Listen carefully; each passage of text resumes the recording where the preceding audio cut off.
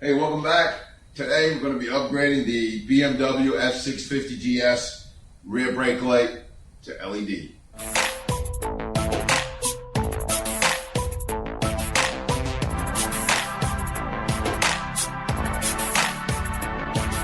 So I already went ahead and took out the reflector, took the incandescent bulb out, and we're going to upgrade to the Zevo LED red light. Pretty much, you take one out, you put one in, it's plug and play.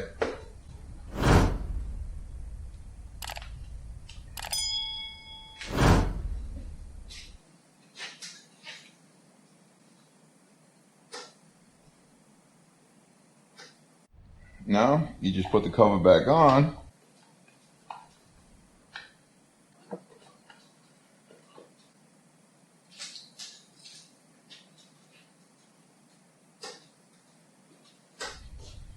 So that was easy enough. Take one out, put one in. What I like about the LEDs is they use a lot less power and it's instant on and off, instant on and off. I got nothing else. So take care. Be safe out there on the roads. And like I like to say, God bless you all. Till next time. Bye-bye.